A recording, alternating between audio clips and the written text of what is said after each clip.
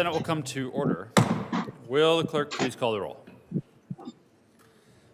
Senators Baisley, Bridges, Buckner, Coleman, Cutter, Danielson, Exum,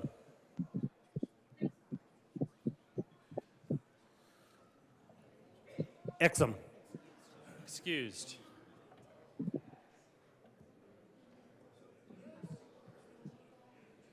Fields, Gardner,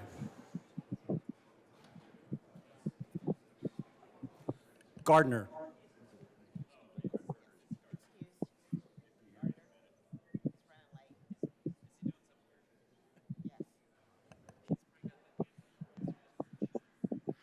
Excused.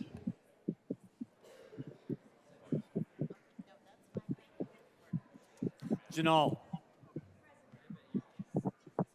Gonzalez, Hanson, Henriksen, Hawkes Lewis,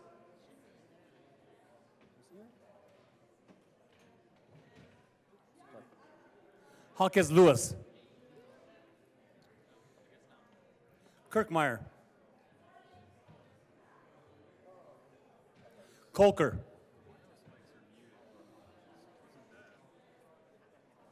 Liston, Lundin, Marchman,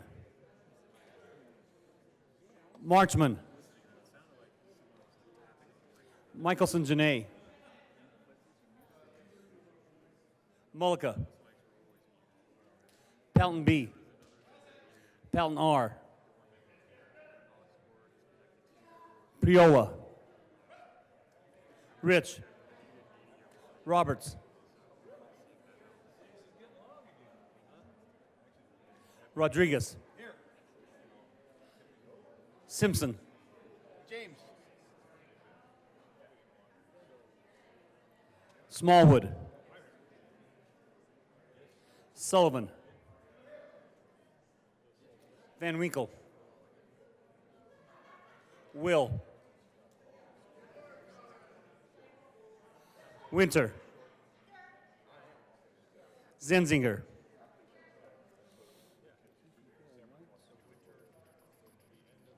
Mr. President. Here. The morning roll call is 33 present, 0 absent, 2 excused. We do have a quorum.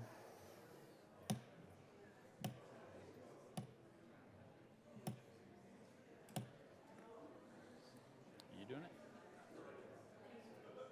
Mr. Minority Leader, would you please lead us in the pledge?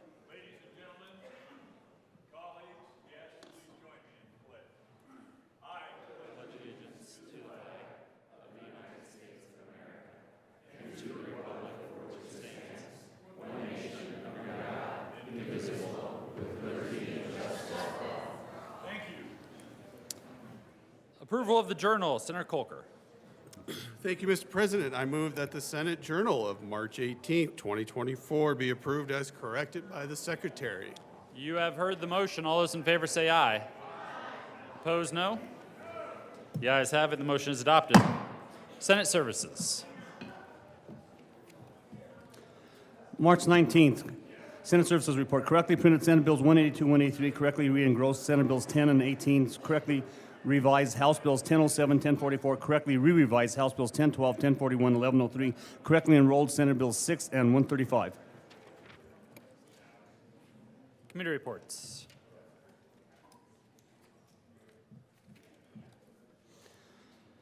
March 18th, Committee on Education. After consideration of the merits, the committee recommends the following. House Bill 1131 be referred to Committee of the Whole with favorable recommendation. House Bill 1076 be referred to Committee on Appropriations. House Bill 1096 be referred to the Committee of the Whole with favorable recommendation. March 18th, Mr. President, the Committee on Education has had it in consideration and has had a hearing on the following appointments and recommends appointments be placed in the consent calendar and confirmed. Members of the College and Invest Board of Directors effective August 1st, 2023 for terms expiring July 31st, 2027. Martha and Marty Awad of Denver, Colorado reappointed. Alan Padilla of Windsor, Colorado appointed. David Chavaracci of Highlands Ranch, Colorado, appointed. March 18th, Mr. President, the Committee on Education has in consideration and had hearing on the following appointments and recommends appointments be placed in consent calendar and confirmed. Members of the Institute of Cannabis Research Governing Board effective August 6, 2023 for terms expiring August 5, 2027. John Harlow of Denver, Colorado, serve as representative of the cannabis industry appointed. L. Cinnamon Bidwell of Boulder, Colorado, serve as a scientist from the relevant field reappointed. Melissa Reynolds of Fort Collins, Colorado, serve as a scientist from the relevant field appointed. March 18th, Committee on Transportation and Energy. After considering on the merits, the committee recommends the following: House Bills 1143 be amended as follows. So amended, be referred to the committee of the whole with favorable recommendation. The recommendation placed in the consent calendar. March 18th, Committee on Judiciary. After consideration on the merits, the committee recommends the following: House Bill 1122 be amended as follows. So amended, be referred to the committee of the whole with favorable recommendation. The recommendation placed in the consent calendar. After House Bill 1118 be referred to the committee of the whole with favorable recommendation. House Bill 1085 be postponed indefinitely. House Bill 1074 be referred to the committee of the whole with favorable recommendation. Recommendation placed in the consent calendar.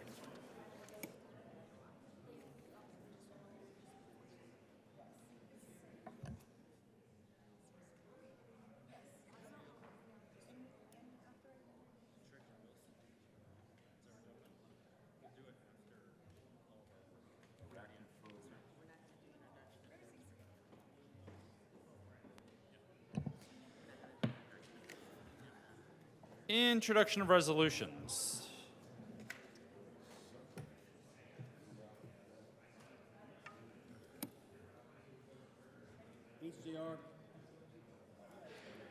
HJR 1020 by Representatives Velasco and Hernandez and Senators Hawkins Lewis concerning the recognition of Latina Advocacy Day. Mr. Majority Leader. Thank you, Mr. President. I move that we proceed out of order to take up 2 moments of personal Mr. privilege. Majority Leader, we need you to lay over the resolution. What are we late? So what time? 10:20. 10:20? To March 20th. March 20th. Thank you, Mr. President. I move to lay over resolution 1020 to Wednesday, March 20th. The motion is to lay over House Joint Resolution 1020 to Wednesday, March 20th. All those in favor say aye. Opposed, no. The ayes have it. HJR 1020 will lay over until Wednesday, March 20th.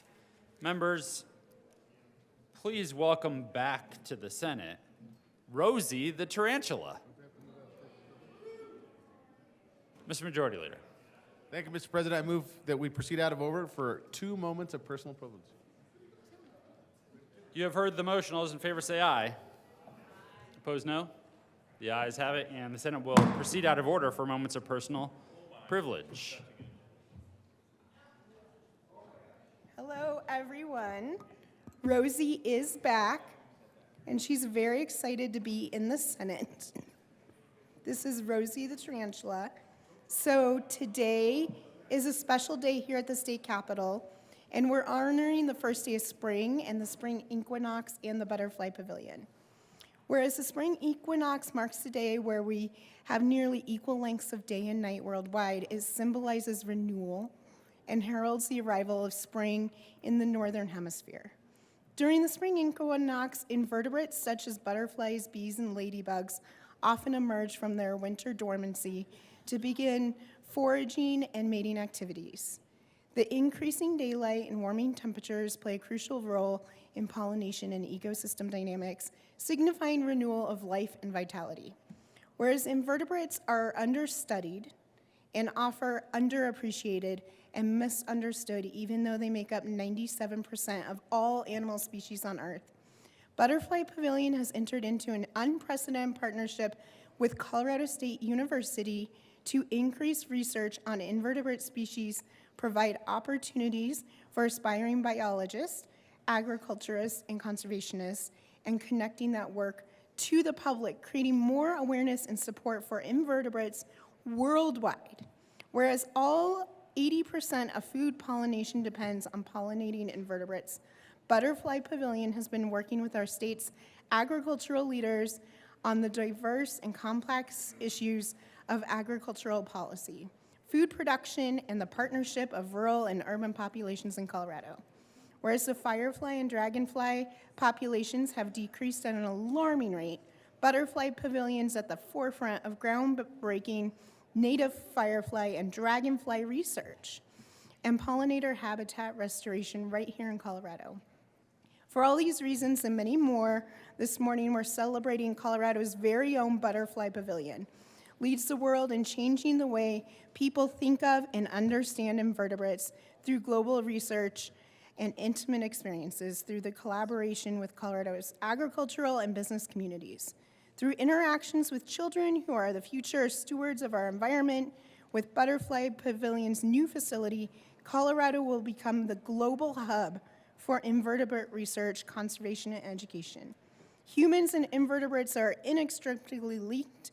Everything around us is because of them, and their very existence guarantees ours. And so we are very excited to welcome Rosie today. She's happy to be here. And if you want to come say hi to Rosie, she'll be over there on the side. She's the rock star of the Butterfly Pavilion. However, there was bees and glow-in-the-dark scorpions and beetles downstairs, and I hope you all had a chance to visit them. The Butterfly Pavilion is a fun place to be, but they are also leading in research on many of these invertebrates that we rely on. So thanks for welcoming Rosie and I. Senator Winter, Secretary Markwell wanted to know if she could hold Rosie as well. Senator Mullica. Thank you, Mr. President. No, I'll just stand right here. But I want to welcome the Butterfly Pavilion to the Capitol. But I also want to recognize how amazing it was just to watch Senator Winter here be able to read a whole speech and talk to us with a tarantula in her hands crawling all over. And so I just really want, I think that deserves a round of applause to me. Senator Mullica, get a little closer for a photo. No? Huh. Senator Van Winkle. Mr. President, thank you, and thank you, good Senator. Thank you for bringing Rosie up here for the watching audience and the millions watching on TV. I had the great opportunity just this last Sunday to take my kids to the Butterfly Pavilion, and it's an amazing place for people of all ages, but especially my two kids. It was their first time there, and they just had a fantastic, wonderful time. It was great for the whole family, and I encourage anyone who has never been there to make sure go there, get a membership because you're going to want to go back, and it's great to see Rosie here in the Senate chambers. Thank you for bringing her.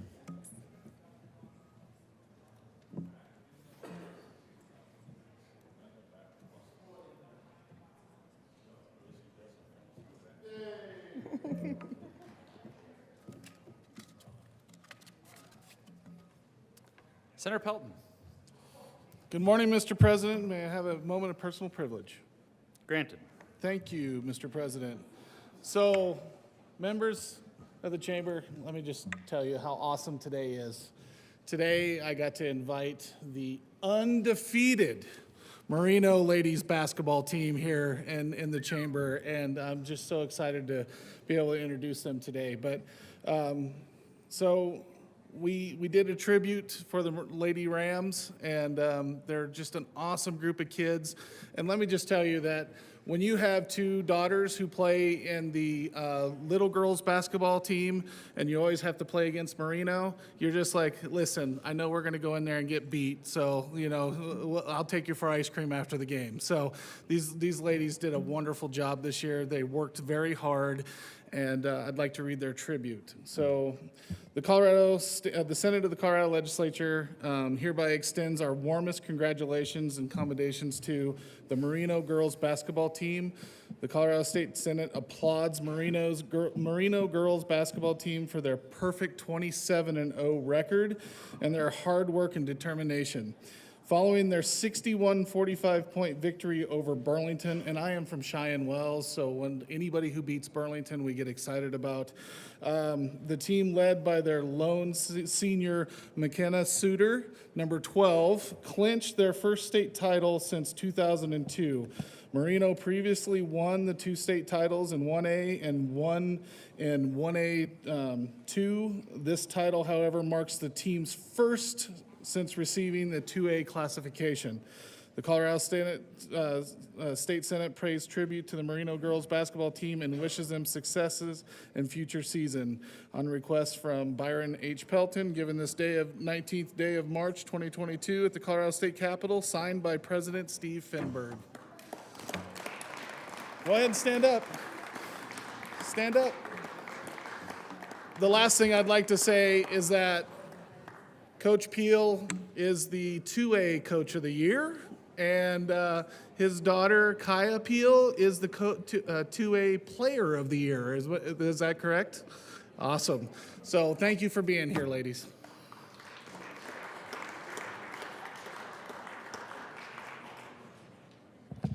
Senator Fields.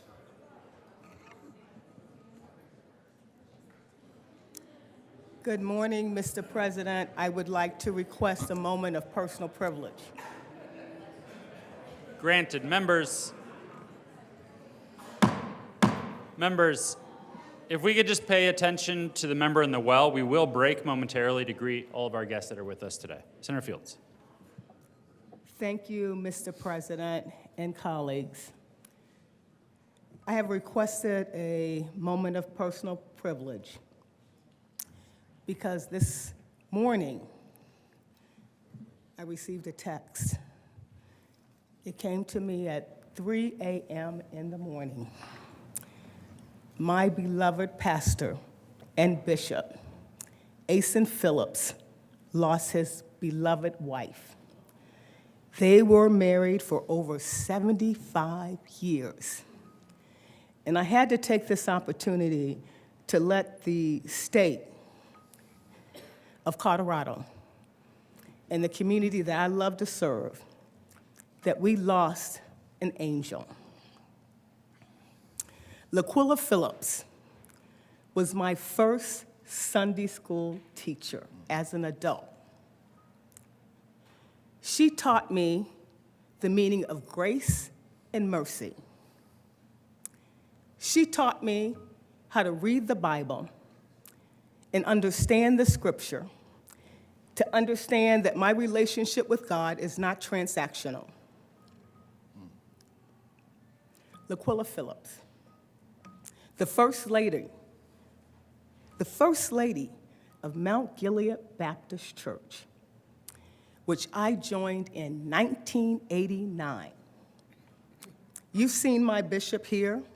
He stands alongside me. He has supported me along with the church for many, many years.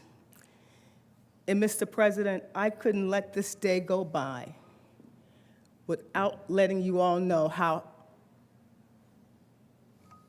sad I am for the loss of this woman who has been such a great steward of the gospel and the ministry and the community, for her love of her husband and her family, and for this state and for this nation. And for all those reasons, Mr. President, I would like to ask for a moment of personal privilege.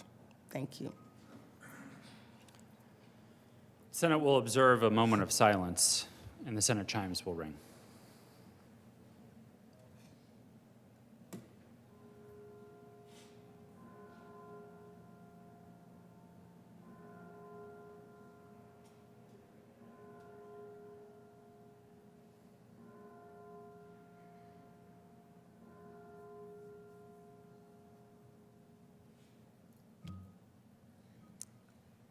Thank you, colleagues. The Senate will stand in a brief recess to greet all of our guests who are here with us in the Senate today.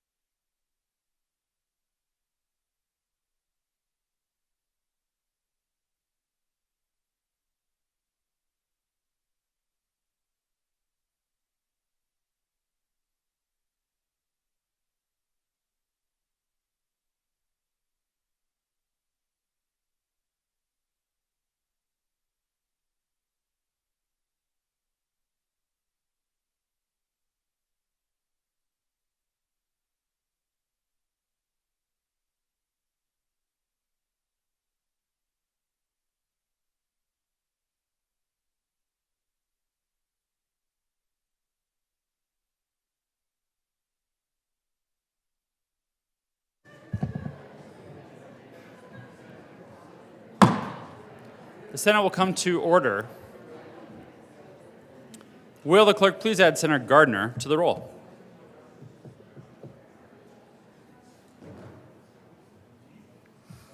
Third reading of bills. Final passage. Will the clerk please read the title to House Bill 1007? House Bill 1007 by Representatives Rutinel and Mabry and Senators Exum and Gonzalez concerning residential occupancy limits. Senator Gonzalez. Thank you, Mr. President. Colleagues, I move House Bill 1007 on third reading and final passage and ask for an aye vote. Is there any discussion? Seeing none, the motion before the body is the adoption of House Bill 1007. Are there any no votes?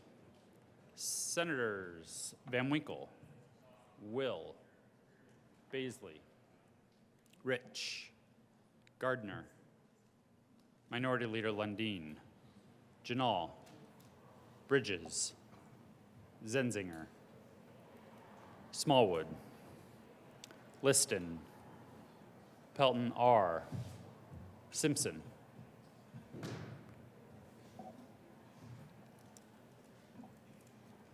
With a vote of 21 ayes, 13 noes, 0 absent, 1 excused, House Bill 1007 is passed. Co-sponsors. Senators Coleman,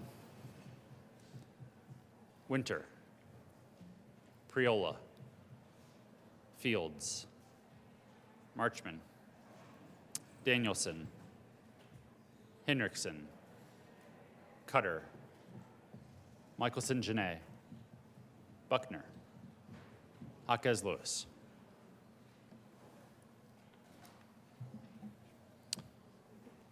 Will the clerk please read the title to House Bill 1044? House Bill 1044 by Representatives Hamrick and Taggart and Senators Hansen concerning the Public Employees Retirement Association's limitations on employment after retirement for public school employers. Senator Hansen. Thank you, Mr. President. I move for the passage of House Bill 1044 on third reading. Is there any discussion? See none, the motion before the body is the adoption of House Bill 1044. Are there any no votes? Senators Van Winkle, Baisley, Gardner, Minority Leader Lundin, Smallwood, Liston, Pelton B., Pelton R., Priola.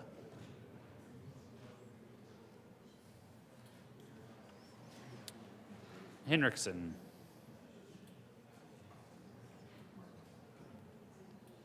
with a vote of 24 ayes, 10 noes, 0 absent, 1 excused, House Bill 1044 is passed. Co-sponsors, Senators Coleman, Buckner, Cutter, Michelson-Janae, Bridges, Zenzinger, Fields, Jaquez-Lewis.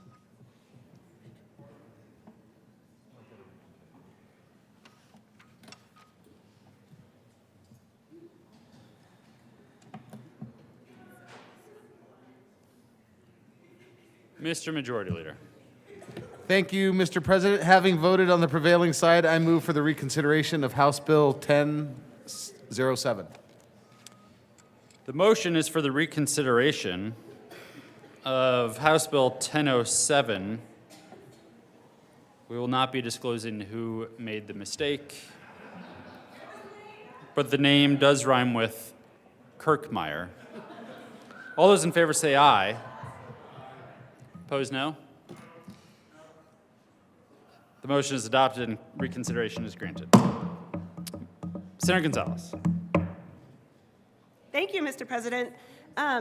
So nice we get to do it twice. I move yet again for the final passage of House Bill 24-1007 on third reading and final passage and ask for an aye vote. Thank you.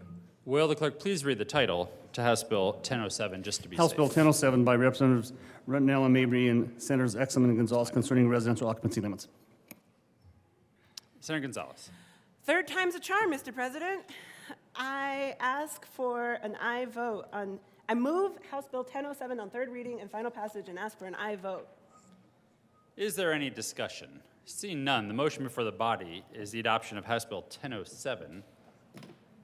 Are there any no votes? Senators Van Winkle, Will, Baisley, Rich, Gardner, Minority Leader Lundin, Smallwood, Kirkmeyer, Liston, Pelton R., Simpson, Janal, Zenzinger, Bridges.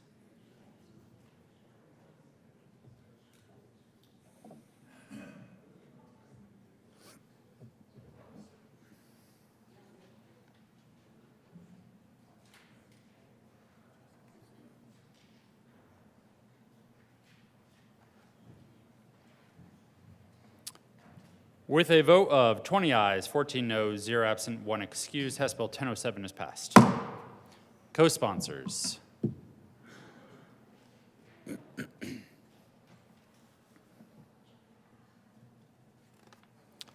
General orders. Second reading of bills. Consent calendar. Senator Marchman. Thank you, Mr. President. I move the Senate resolve itself into the Committee of the Whole for consideration of general orders, second reading of bills, consent calendar. You have heard the motion. All those in favor say aye. Opposed, no. Motion is adopted. The Senate will resolve itself into the Committee of the Whole for the consideration of the general orders, second reading of bills, consent calendar, and Senator Marchman will take the chair.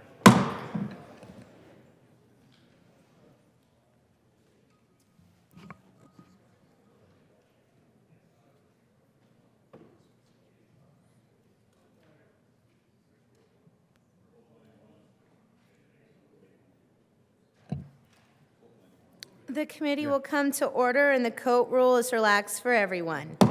Will the clerk please read the title of the bill on the general orders, second reading of bills, consent calendar?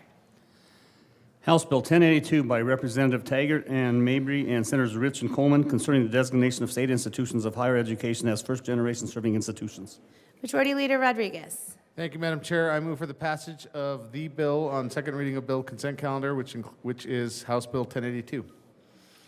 Is there any discussion on the bill on the consent calendar? The motion before the body is the adoption of the bill on general orders, second reading of bills, consent calendar. All those in favor say aye. Aye. Opposed, no. The ayes have it, and the bill is adopted. Majority Leader Rodriguez. Thank you, Madam Chair. I move the committee rise and report. The motion is for the committee to rise and report. All those in favor say aye.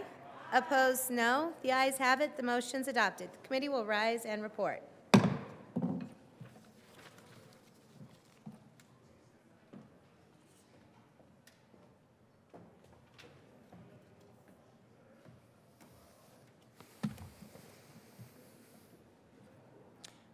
The Senate will come to order. Senator Marchman. Thank you, Mr. President. The committee has had a bill under consideration. Will the clerk please read the report?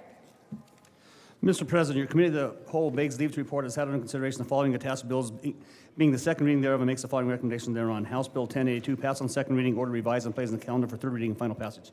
Senator Marchman. Thank you, Mr. President. I move the report. The motion is the adoption of the Committee of the Whole report. Are there any no votes? With a vote of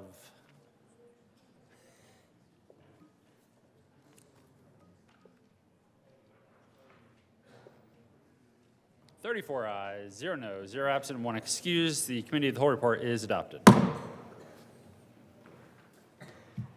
House Bill 1082 passed on second reading in order revised and placed on the calendar for third reading and final passage.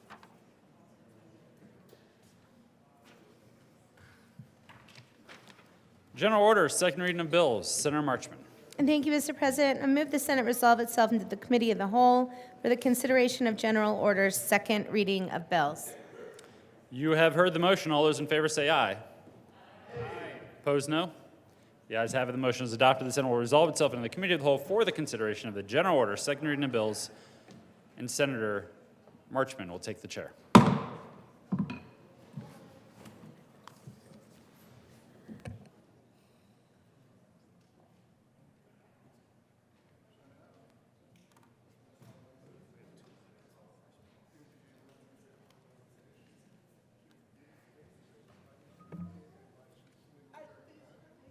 The committee will come to order and the court rule is relaxed for everyone. Will the clerk please read the title to HB 24-1082?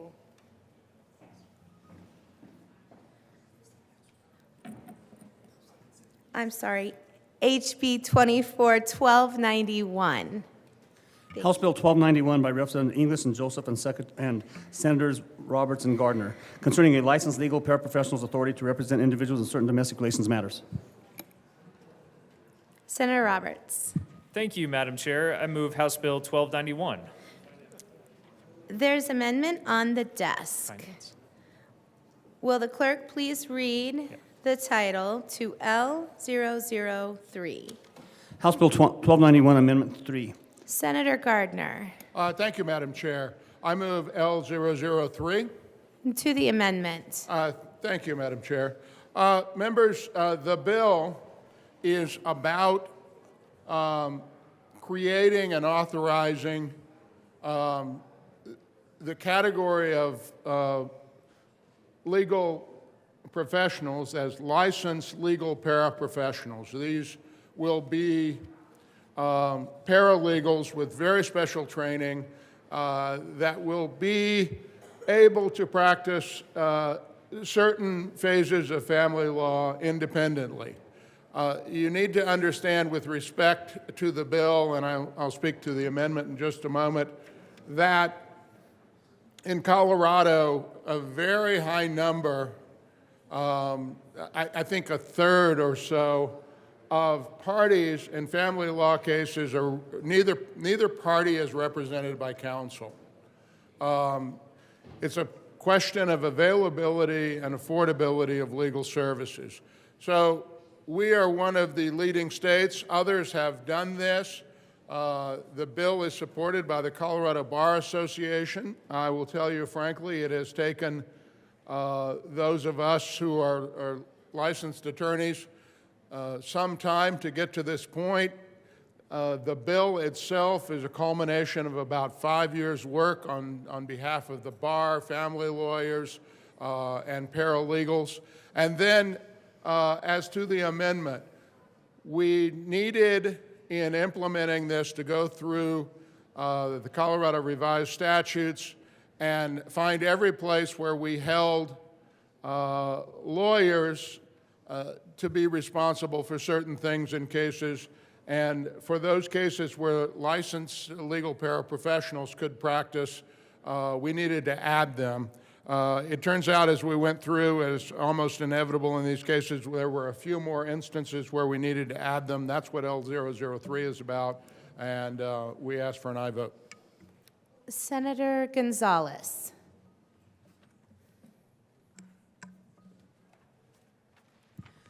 Thank you, Madam Chair, and thank you to the good senator from Colorado Springs for bringing forward L004. I rise in support of this amendment.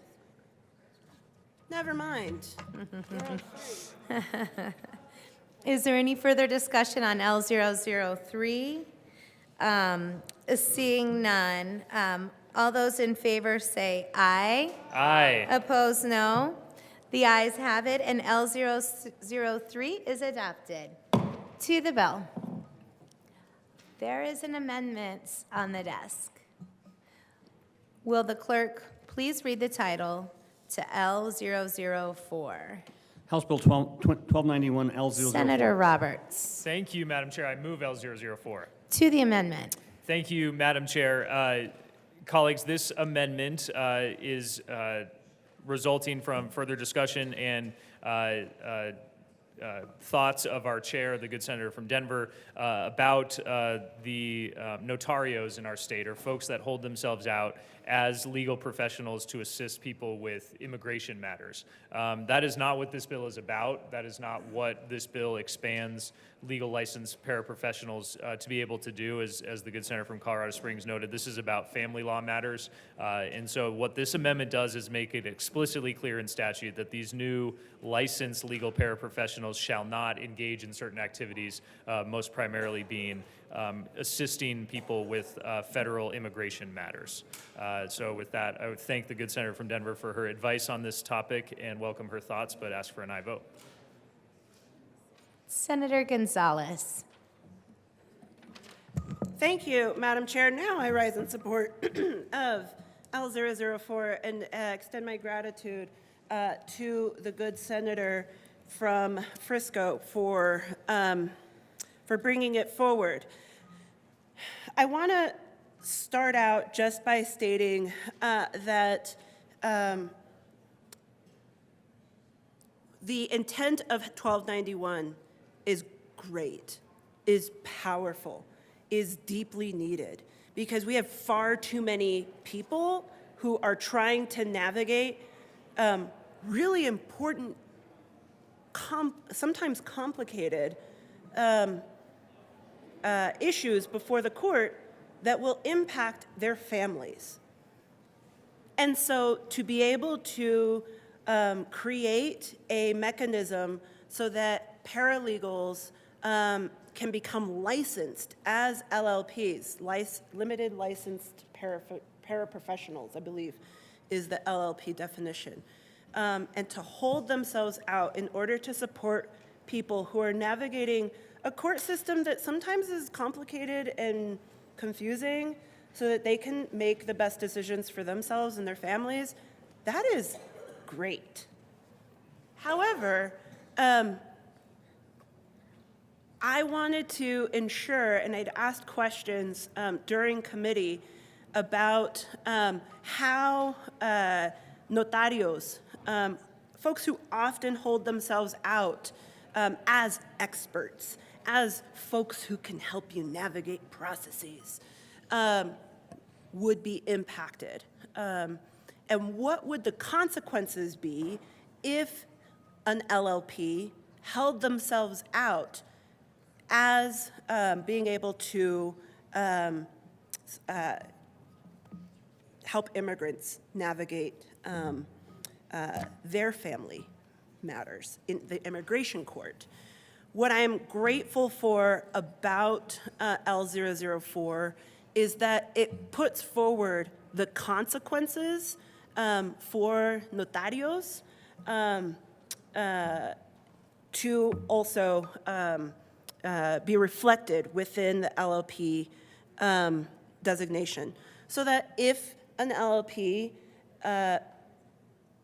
engages in the unauthorized practice of law that are prohibited by the Colorado Supreme Court, that represent clients in matters that, and you can see here in line 6 and 7 of the amendment, that they are not allowed to do, or if they practice in immigration matters, that is an offense that could lead to them being disbarred or disciplined.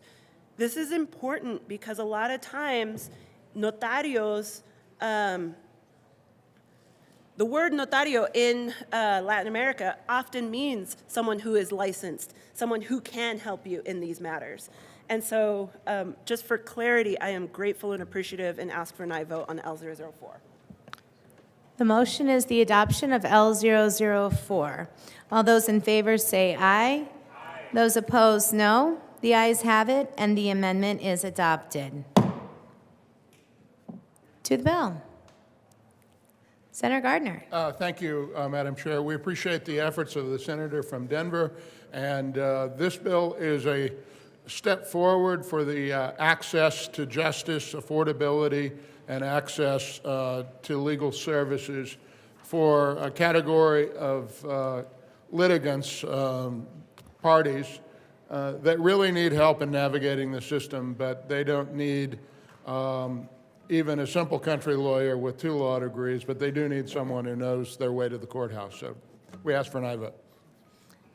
The motion before the body is the adoption of HB 1291. All those in favor say aye. Aye. Those opposed, no. The ayes have it, and the bill is adopted. Will the clerk please read the title to House Bill 1056? House Bill 1056 by Representatives Frizzell and Marshall and Senators Hansen and Colker concerning property subject to a property tax lien and in connection therewith modernizing statutes related to the issuance of the treasurer's deed for property subject to property tax lien to align with federal Supreme Court decisions. Majority Leader Rodriguez. Thank you, Madam Chair. I move to lay over 1056 until Friday, March the 22nd. Friday, March the 22nd. The motion before the body is to lay over House Bill 1056 until Friday. All those in favor say aye. Aye. Opposed, no. The ayes have it, and House Bill 1056 will lay over until Friday. Will the clerk please read the title to SB 100? Senate Bill 100 by Senators Roberts and Will and Representatives Velasco and Taggart concerning commercial vehicle safety measures on Colorado highways. Majority Leader Rodriguez. Thank you, Madam Chair. I move to lay over Senate Bill 100 until Wednesday, March the 20th. The motion before the body is to lay over Senate Bill 100 until March 20th. All those in favor say aye. Aye. Opposed, no. The ayes have it, and Senate Bill 100 will lay over. Will the clerk please read the title to SB 24-111? Senate Bill 111 by Senators Colker and Hansen, Representatives Leiter and Young concerning a reduction in the valuation for assessment of qualified senior primary residence real property. Senator Colker. Thank you, Madam Chair. I move Senate Bill 24-111 and the Finance Committee report. To the committee report. We amended the bill in committee just to make sure that it lines up with 50% of the first $200,000 in valuation, a more equitable way of doing the credit. Great. Is there any further discussion on the Finance Committee report? Seeing none, the motion is the adoption of the Finance Committee report. All those in favor say aye. Aye. Those opposed, no. The ayes have it, and the report is adopted. To the bill. Senator Hansen. Thank you, Madam Chair. This would make the senior homestead exemption portable for seniors across the state. I urge the adoption of Senate Bill 111. Senator Van Winkle. Thank you, Madam Chair. And I admire the underlying goal, the premise of the bill, which is to make the senior homestead exemption portable. It's something, frankly, we as a body should have done a long time ago, and something that I have very much been an advocate for and continue to advocate for. And so when I saw this bill, I did become excited because I thought we could, was hoping that there'd be some very good bipartisan support for this measure. But the way the bill is actually crafted is a bit, it gets a bit tricky. I don't want to say nefarious, but when it comes to the interaction with the term, or with the Taxpayer Bill of Rights in the Constitution, the way it's written, it actually becomes very troublesome. Now, the reason for that is because under current law, the reimbursements for the senior homestead exemption, well, they already serve as the first TABOR refund mechanism. But what this bill does is very different from that, and it runs counter to the explicit use of TABOR or Referendum C surplus money. Instead of allowing that Taxpayer Bill of Rights money to be refunded directly to taxpayers, and the TABOR or the senior homestead exemption is a form of that because it does go directly to the taxpayers, specifically to seniors who would qualify and to disabled veterans. This actually uses it simply to backfill counties.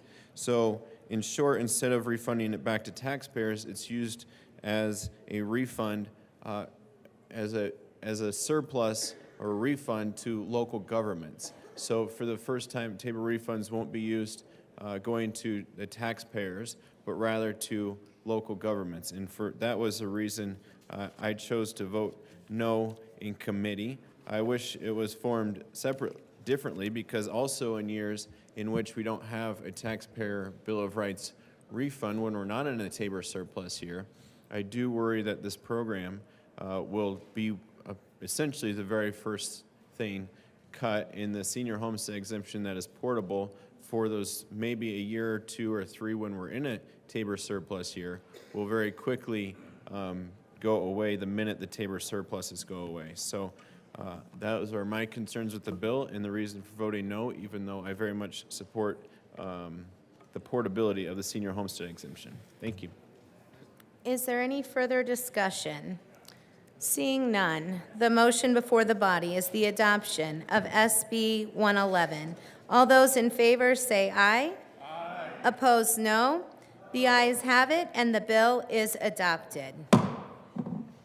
Will the clerk please read the title to SB 53?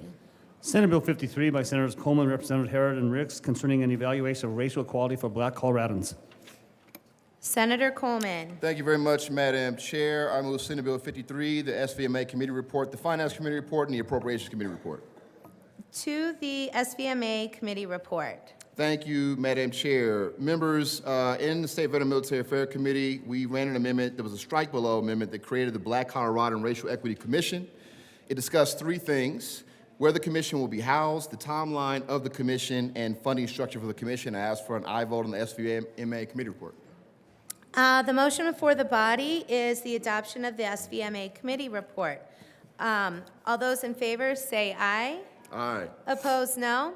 The ayes have it, and the SVMA report is adopted. To the Finance Committee Report, Senator Coleman. Thank you, Madam Chair. In the Finance Committee, we ran an amendment to further clarify the role of History Colorado and overall transparency regarding the study, and we ask for an aye vote.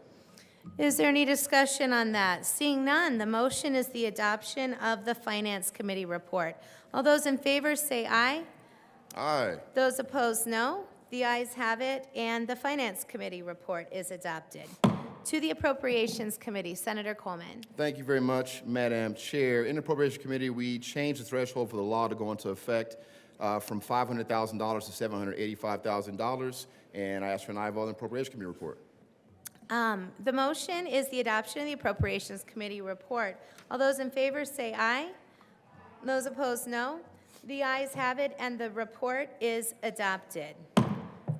To the bill, Senator Coleman. Thank you very much, Madam Chair. Members, in partnership with History Colorado, Senate Bill 53 seeks to establish an independent task force to lead a 3-year study that can provide a data-driven approach to understanding the impacts of racial disparities across areas like economic mobility, housing, education, healthcare, and the criminal justice system. The most important fact about this study is that it will be fully funded by community with no appropriation. That's the bill. I ask for an aye vote. Is there any further discussion? Senator Baisley. Thank you, Madam Chair. First, I want to express my genuine love for my brother from Denver, an important man in my life.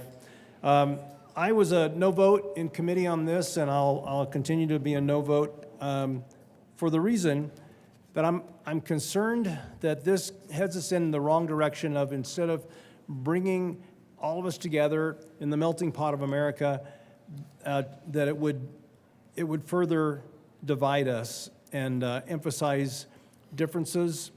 And I just think we need to go into another direction that would be a lot healthier than this. I do appreciate the sentiment, the intent, but I'm concerned what the outcome would be. So I would very respectfully and lovingly urge a no vote. Minority Leader Lundin. Thank you very much, Madam Chair. I also rise in opposition to the bill, but speak in admiration of the sponsor.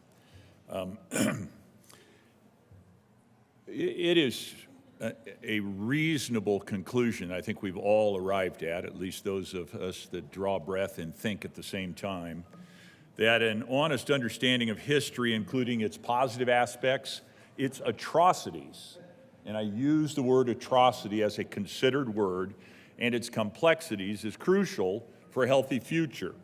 It's widely accepted among historians and educators. That is fact. We need to know from where we came, how we got here well, how we got here poorly, the atrocities and tragedies of our past, and where we will go together if we in fact, seek to be unified and move forward together. This understanding helps societies learn from past mistakes, celebrate our progresses, find our commonalities, and understand the basic underlying elements of our current issues and circumstances.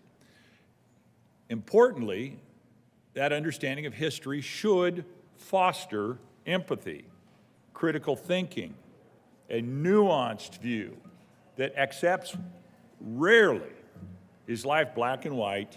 It is in fact gray. It is in fact complicated, and we need to seek first to understand before we demand that we be understood. That's part of the story. That's part of where we should go.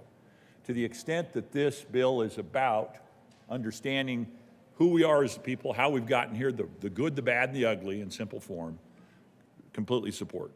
The challenge and concern I have is that this bill, given its language around economic impacts, this bill, given the fact that it is lodged at History Colorado, a place where we should be understanding from whence we came, and still has a nexus connected to being also, I guess, it's housed at History Colorado, but it's part of the legislative department, so there's a nexus with government that is undeniable. Everything we do here, of course, would be that. Opens the door, especially given the language around economic impacts and so forth, it opens the door to a future, if not present, conversation around reparations.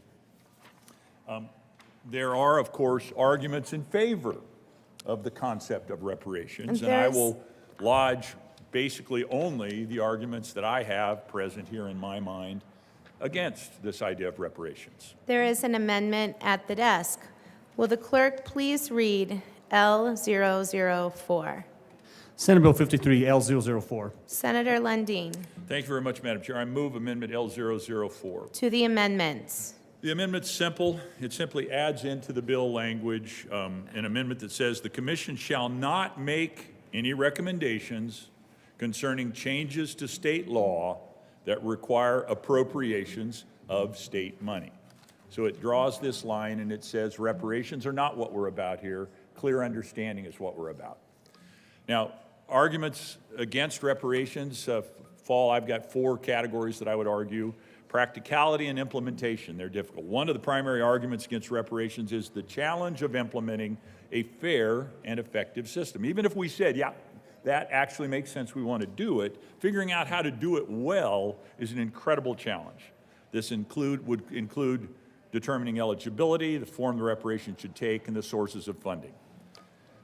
The concept of collective responsibility is a second area that gives an argument in opposition to. Critics argue that holding present-day individuals or governments responsible for historical injustices committed by their ancestors can be problematic.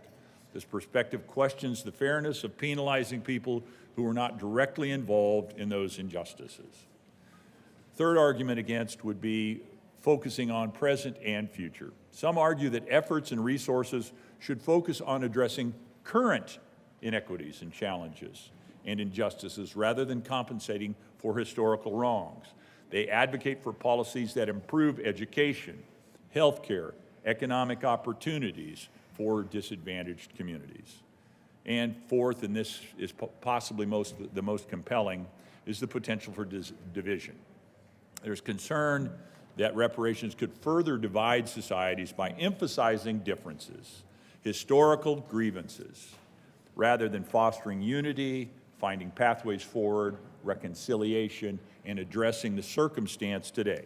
So, to the extent we're trying to understand and identify the historical realities of where we have been, what was wrong, broken, evil even about that, but also what can be good and what can be unifying for us, we stand unified.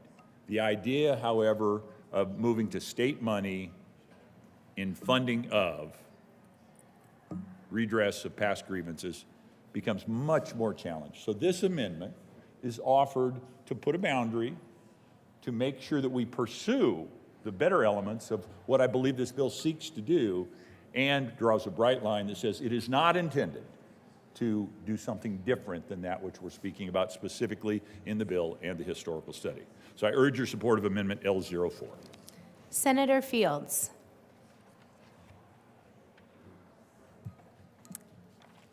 Thank you, Madam Chair. I stand in opposition of this amendment L004. Why? This amendment is trying to put the horse before the cart. This amendment is doing a telegraph already, creating barriers of what you can't do, when we don't even have the evidence, the quantified data in reference to the result of what might come out of this report. We have two of our colleagues saying that this bill and this amendment is all about being decisive. It's not about building unit. This is about getting the facts. The bill is a smart approach moving forward. But to adopt this amendment, already saying what you can't do after we don't even have the findings of the report, is disingenuous to me. Why don't we collect the data, get the results before you say that what the recommendations would be? This says that the commission shall not make any recommendations concerning what the state appropriations might be as a result of the finding. Why do we need to put those kind of barriers in place before we find what the findings are?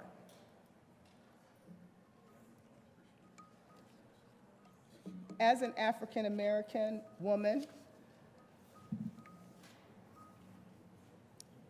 I've been challenged and told far too many times what barriers and obstacles I have. We haven't even passed the bill or this task force. And you're already putting a barrier and an obstacle in front of me in reference to, if it comes back with certain findings, you can't do this.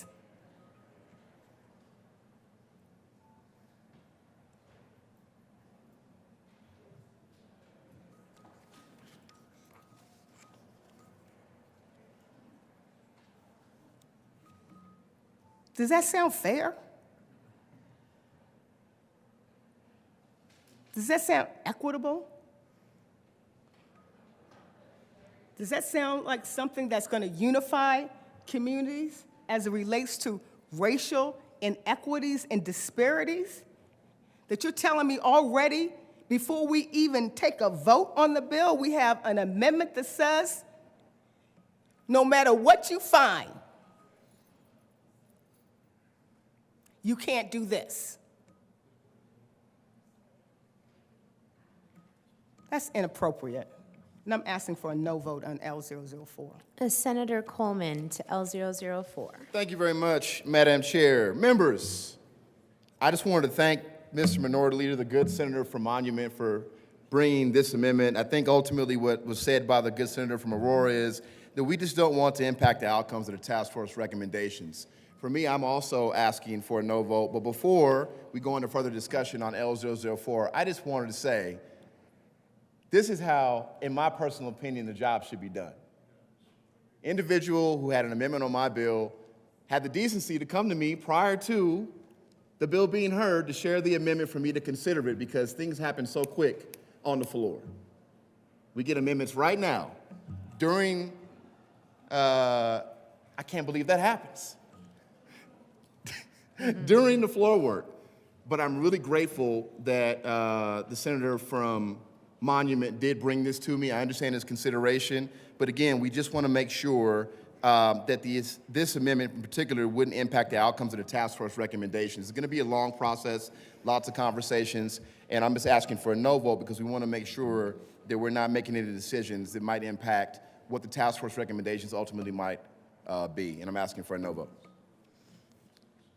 Senator Van Winkle.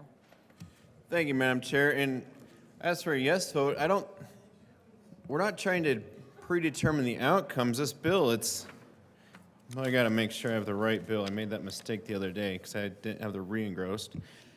But I believe it's the 15-page bill that outlines exactly what the task force should be studying and should not be studying. In fact, in the very title of the bill, it limits it to racial equity study specifically for black Coloradans. And therefore, it's making sure that the task force, Colorado's had a tremendous, very difficult history with many races. There was the Irish need not apply. There were, of course, the Japanese and other Asians who were removed from their jobs, removed from their homes, and put in internment camps right here in Colorado. I know our governor of Colorado stood strong and fought against that. He actually lost his job over it, if I recall. The Native American population, who we just heard from last week, comes to mind, the Sand Creek Massacre and many other atrocities. But the bill, it is limiting, and it is putting 15 pages forward of what this task force should and should not do. So to say there won't be additional appropriations of essentially of general fund coming forward when we don't know what those might even be, it seems altogether fitting with the other 15 pages of the bill that outlines what the task force should and should not be looking into. I ask for a yes vote. Is there any further discussion on L004? Seeing none, the motion is the adoption of Amendment L004. All those in favor say aye. Those opposed, no. The noes have it, and the amendment is lost. To the bill. Seeing is there any further discussion? Seeing none, the motion is the adoption of SB 53. All those in favor say aye. Those opposed, no. The ayes have it, and the bill is adopted. Will the clerk please read the title to SB 24008? Senate Bill 008 by Senators Zenzinger and Kirkmeyer and Representatives Puglisi and Young concerning increasing support for kinship foster care homes. Senator Zenzinger. Thank you, Madam Chair. I move Senate Bill 8 and the Health and Human Services Committee report, the Finance Committee report, and the Appropriations Committee report. To the Health and Human Services Committee report. In Health and Human Services, we made a number of technical amendments regarding the reimbursement mechanism to counties. We adjusted the definition. We complied with federal law requirements, and we set up the system so that it could be tracked in the department, and we separated the non-certified and certified requirements. Is there any further discussion? Seeing none, the motion is the adoption of the Health and Human Services Committee report. All those in favor say aye. And those opposed, no. The ayes have it, and the Health and Human Services report is adopted. To the Finance Committee report. In the Finance Committee, we had a very small amendment concerning the transfer of the temporary legal custody of a child or youth. It was a technical adjustment required by our drafter.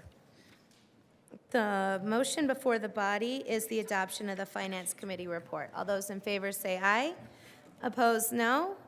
The motion clears, and the Finance Committee report is adopted. To the Appropriations Committee report, Senator Kirkmeyer. Thank you, Madam Chair. Madam Chair. Thank you. I almost said committee chair. Thank you, Madam Chair. I particularly wanted to make the comments with regard to the appropriation report because I have made comments earlier this week and last week and in appropriations even with regard to how we were pushing bills through prior to the long bill that had a lot of general fund monies on them. And I know if at first you look at this fiscal note, you're thinking, wow, that Kirkmeyer, what a hypocrite. Because it has general fund monies in it of the tune of like $16.3 million. Well, I just want you all to understand that there are not general fund monies related to this bill to 008, that the appropriation is from federal funds, Federal Temporary Assistance for Needy Families Block Grant Funds. So again, no general fund in here. We were able to work this out with our experience, and mine particularly with the understanding of what happens with the Colorado Works program in this state and the long-term reserve. We were able to make the appropriation from, again, from the Federal Temporary Assistance for Needy Families. And we will be phasing it in over the next 2 to 3 years. So again, no general fund, just want to point that out. So I want to move approval of the appropriations report. The motion is the adoption of the Appropriations Committee report. All those in favor say aye. Aye. And those opposed, no.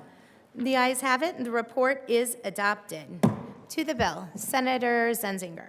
Thank you, Madam Chair. Members, this bill could probably have been on the consent calendar because it came out of the Appropriations Committee unanimously. It also came out of the Finance Committee unanimously. It came out of the Health and Human Services Committee unanimously. It came out of the Executive Committee unanimously. And it came out of the Child Welfare Interim Committee unanimously.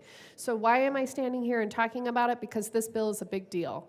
And I didn't want to lose an opportunity to talk about what we are doing here today, because it is a very, very good thing for our foster youth in Colorado that we are putting forth this policy. So in Colorado, we have 2 types of foster care placements. We have the traditional foster care placement that you're all familiar with, where a child who is in the child welfare system is placed in an out-of-home placement, usually with strangers. Those strangers are certified by the state to become foster parents. They go through some training, they do a background check, and then they become eligible to host in their home foster youth. That is a traditional foster care arrangement, and when you are in traditional foster care, you receive a subsidy from the state of Colorado in order to help support that child's care for the term that they are in child welfare and for the term in which they are placed in a foster family.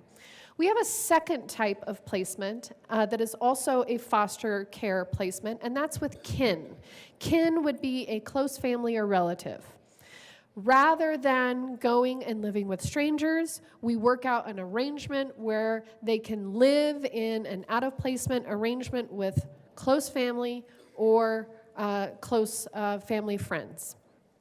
There are 2 types of kinship placements. There are certified kinship placements where they go through all the same training as a certified foster care placement. They get licensed, they do all the background checks. But then there are non-certified placements, and these are people, usually family, who don't want to become foster parents. They just want to be able to take care of their grandchild or their sister's kids or so on and so forth, usually so that they can keep siblings together, because it's very difficult finding foster care placements that will take multiple siblings. So those families go through the exact same process of getting qualified. They have to have a background check. They have to look into their safety requirements. But in the state of Colorado, we do not give those placements any financial assistance. None. They are children who are in our child welfare system, and they are receiving no assistance. If it was just a handful of them, maybe we could continue to ignore this situation. But right now, of the 7,111 foster youth and children who are in a kinship placement, 6,000 of them are in this non-certified placement, receiving $0 from the state of Colorado. So, this bill aims to change that. What this bill does is it provides a subsidy to those foster youth who are in a non-certified kinship placement at 50% of the foster care rate. So we're not giving them the full foster care rate. However, we believe that 50% of the foster care rate is better than 0. That's why we had to work on the fiscal note for this bill in order to bring to bear resources that are necessary in order to support these foster youth who are living in foster care and receiving no support from the state of Colorado. So why is this important? Well, children who are in a kinship placement are more likely to maintain their cultural identity. They're more likely to result in a permanent home. They're more likely to be connected to their siblings and their communities. They're more likely to produce better behavioral and mental health outcomes. They're more likely to produce fewer placement disruptions and school changes. They're more likely to benefit marginalized and overrepresented families. They're less likely to result in children running away, and they're more likely to result in a child reporting that, quote, they always felt loved. And to me, that's the most important part of all of this. So I didn't want to lose an opportunity to just mark this occasion that what we are doing today is not only supported by the department and hundreds of thousands of people in Colorado, thousands of foster youth who will benefit from this, as well as the federal government, because quite frankly, the federal government came along this fall and said that we needed to be doing more of this. So by making these changes, we are improving the lives of our foster youth. We're coming into compliance with the direction that we think that the federal government is telling us to go, and it's about darn time that we did this.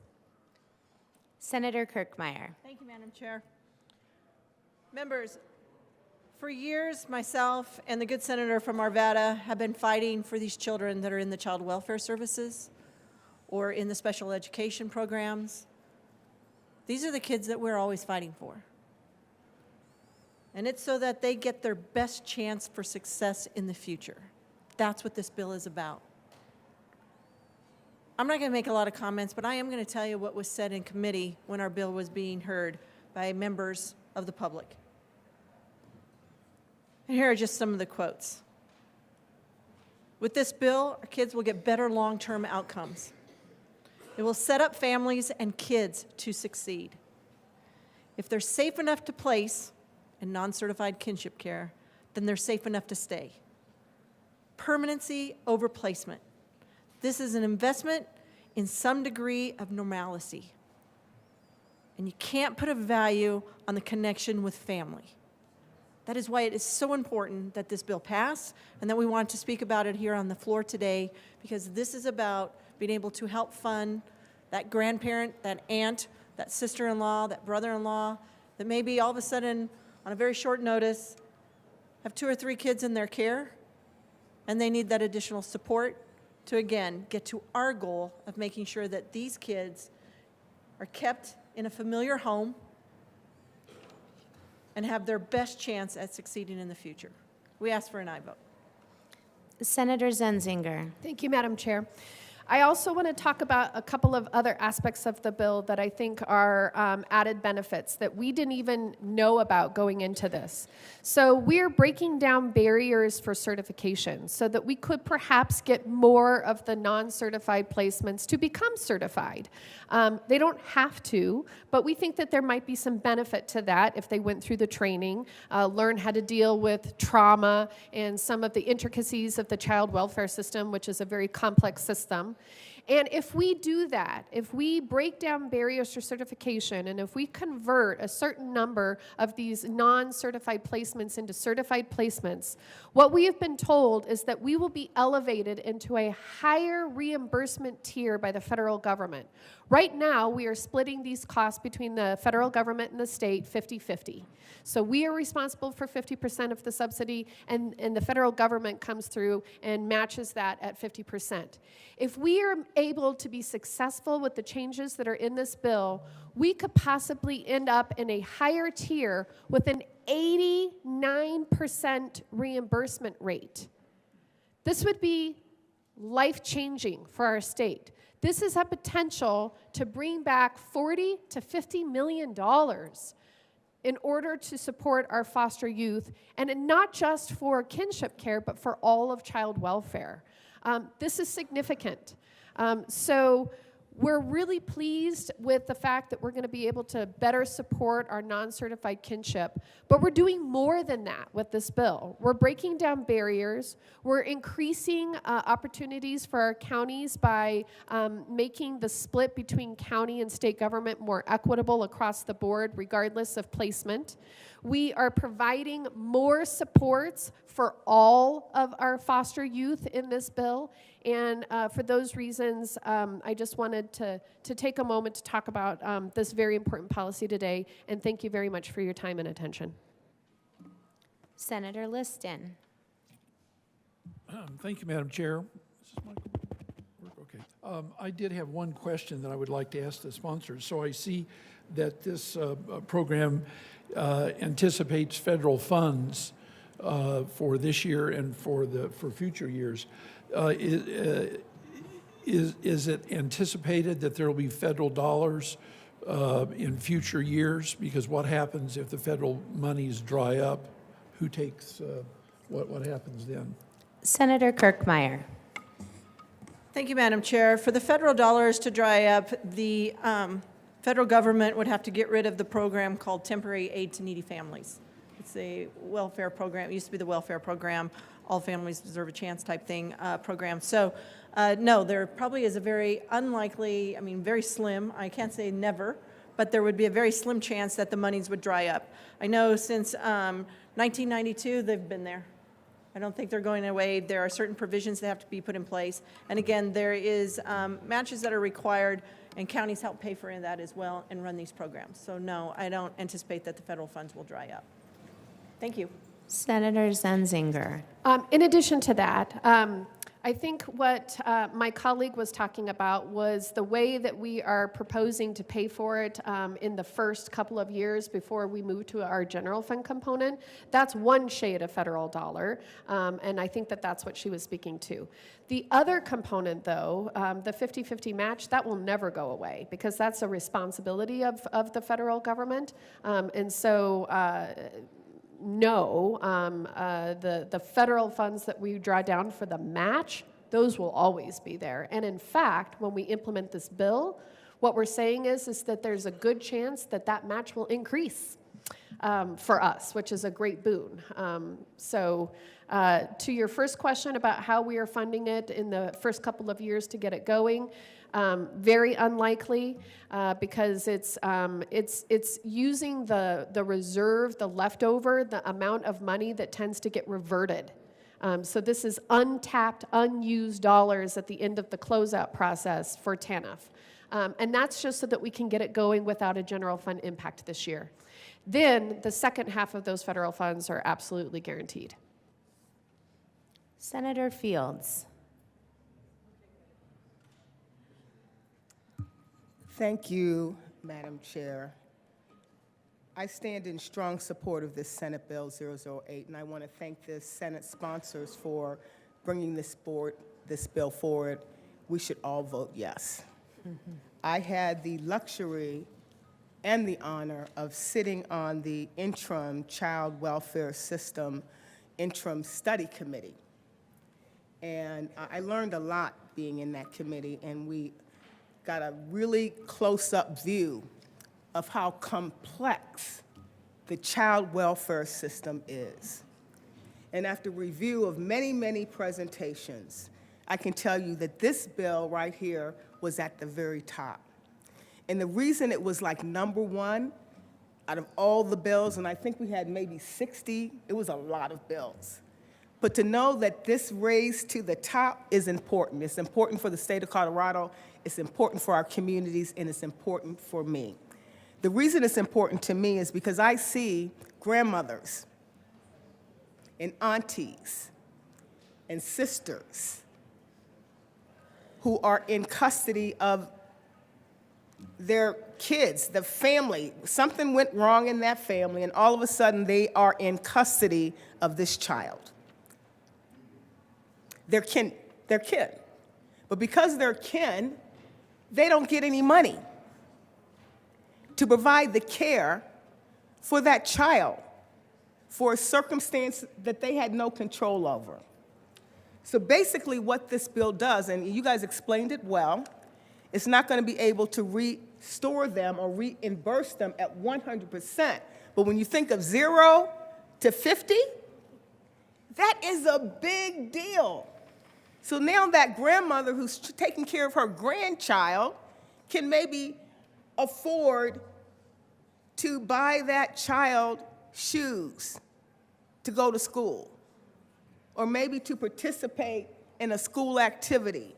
This is a big deal, and the state of Colorado has been lagging behind as relates to acknowledging kinship. Because when things go wrong, children want to stay with people they know, their family. And so many of them raise their hand and says, I'll do it. I'll take care of this child. But they do so at their own expense. And many of these families are on fixed incomes. I know these grandmothers. I know these nanas. I see them in the church pew. You see them too in the grocery store.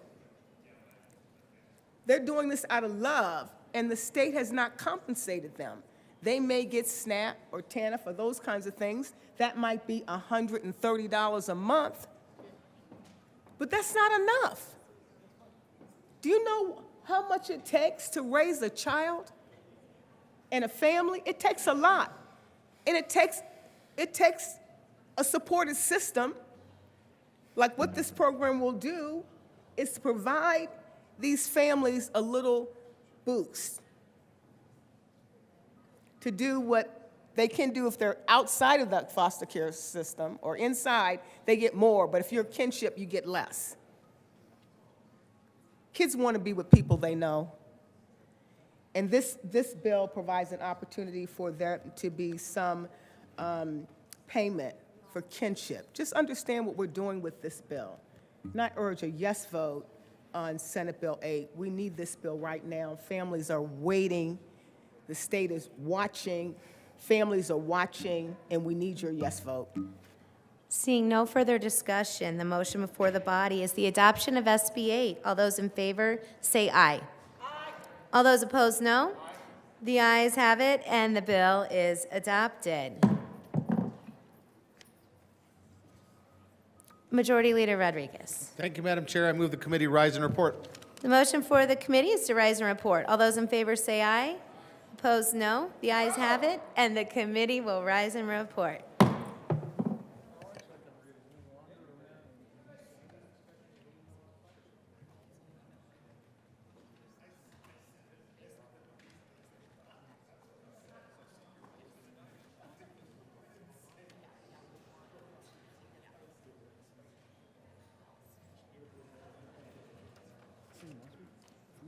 Yes, I will do it right now.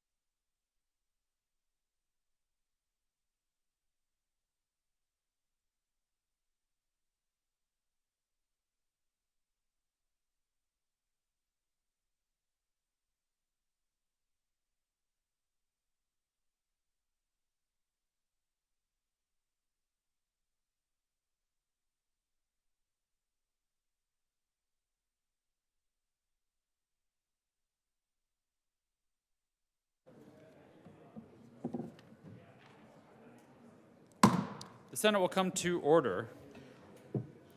Senator Marchman. Thank you, Mr. President. The committee has met and had a number of bills under consideration. Will the clerk please read the report? Mr. President, your committee of the whole begs to leave to report it has had under consideration the following attached bills, being the second reading thereof and makes the following recommendations thereon. Senate Bill 111 as amended, Senate Bill 53 as amended, Senate Bill 24008 as amended, passed on second reading, ordering gross and placed on the calendar for third reading and final passage. House Bill 1291 as amended, passed on second reading, order revised and placed on the calendar for third reading and final passage. Senate Bill 100 laid over until March 30th and retaining its place in the calendar. House Bill 1056 laid over until March 22nd, retaining its place in the calendar. Senator Marchman. Thank you, Mr. President. I move the report. Motion is the adoption of the Committee of the Whole report. There is an amendment at the desk.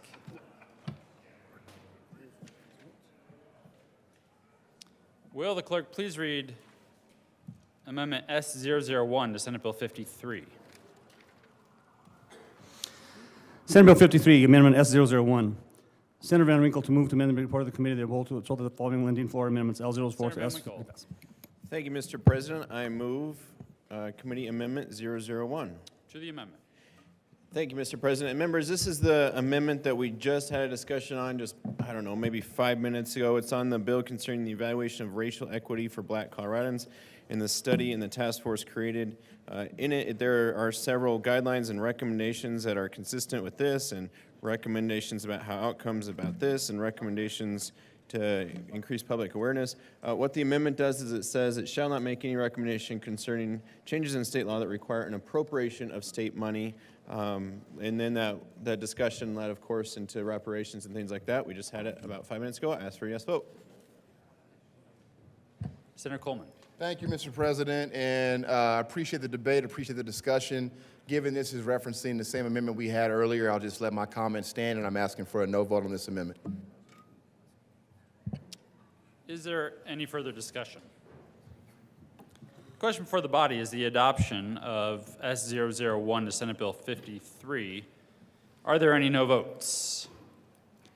Senators Hansen, Roberts, Gonzalez, Coleman, Priola, Bridges, Majority Leader Rodriguez, Colker, Fields, Cutter, Janal, Winter, Buckner, Marchman,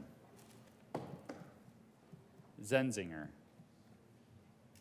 Henriksen, Jaquez Lewis, Sullivan, Michelson Janae,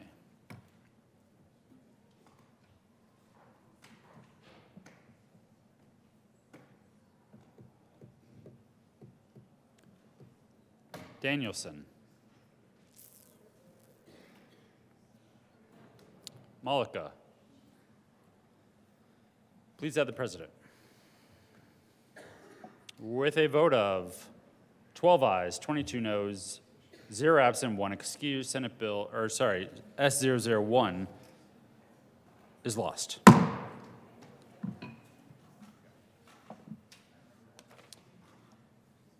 The motion is the adoption of the Committee of the Whole report. Are there any no votes? With a vote of 34 ayes, 0 noes, 0 absent, 1 excused, the Committee of the Whole report is adopted.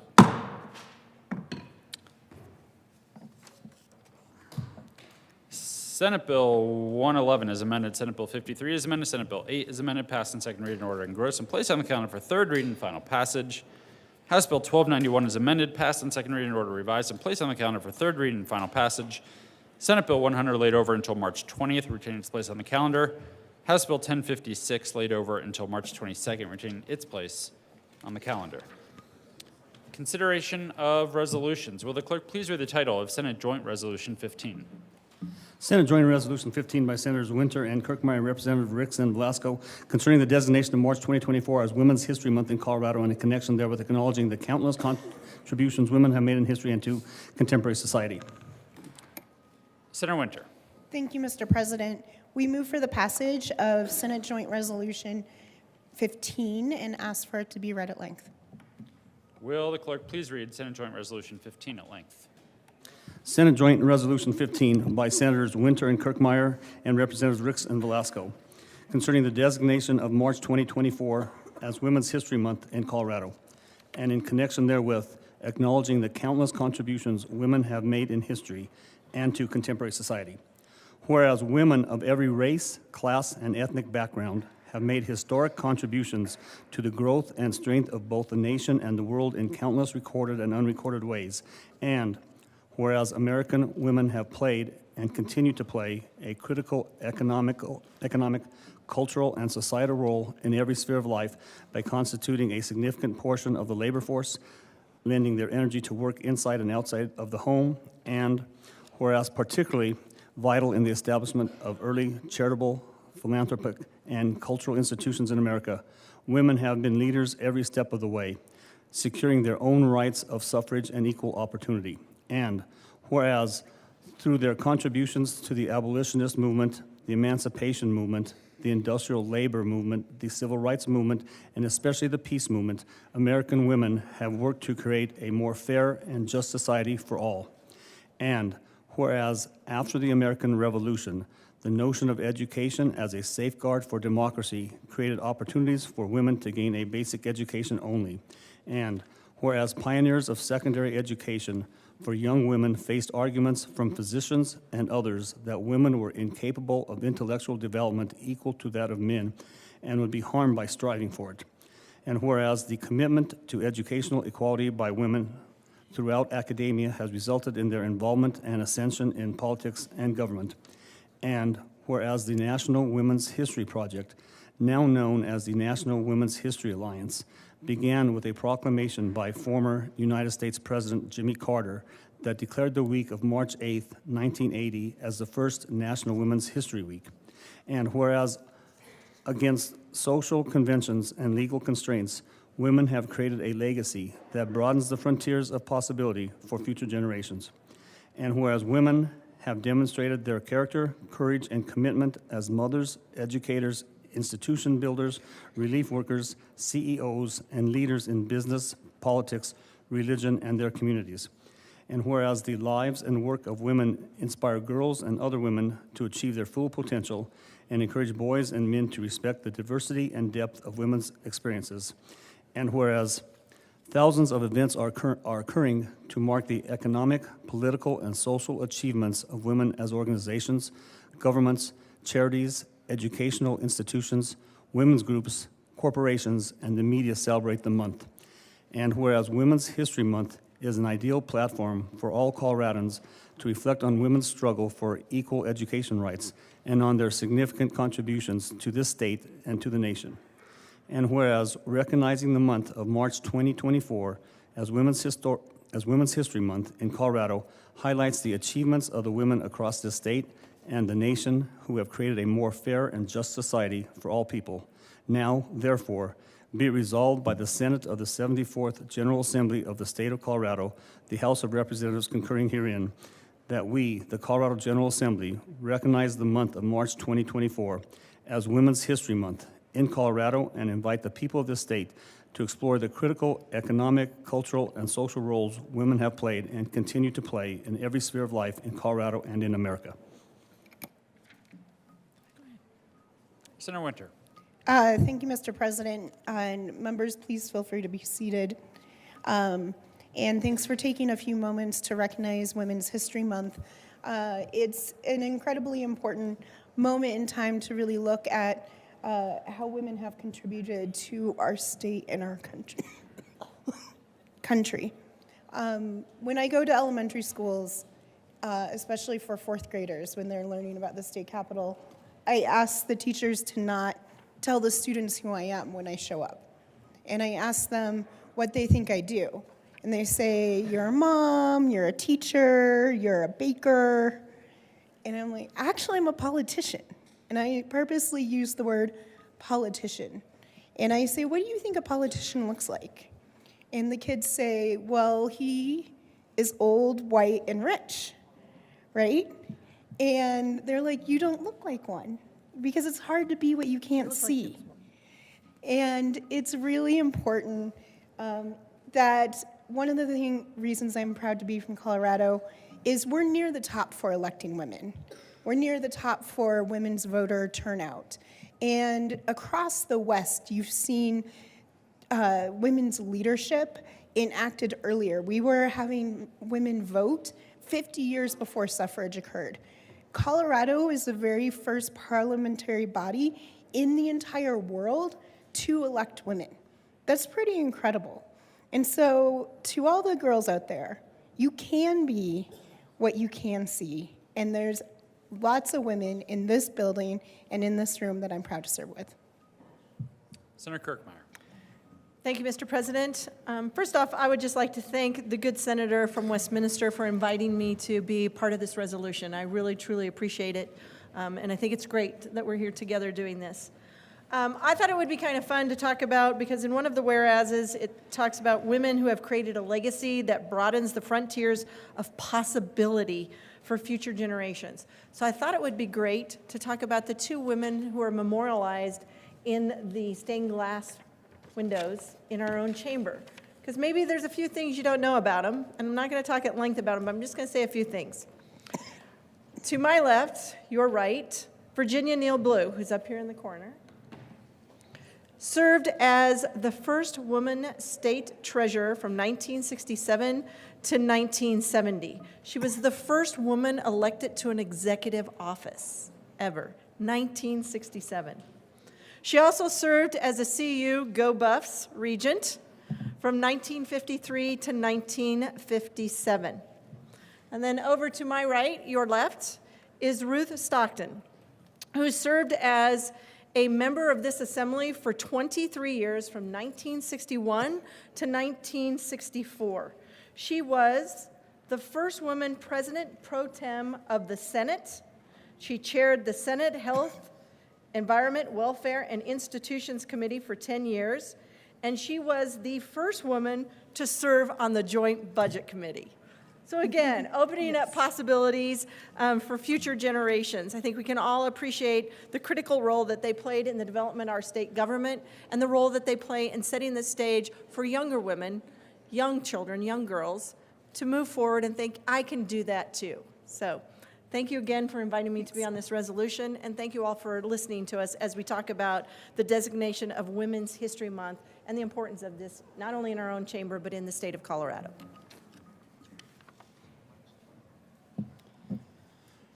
The motion is the adoption of Senate Joint Resolution 15.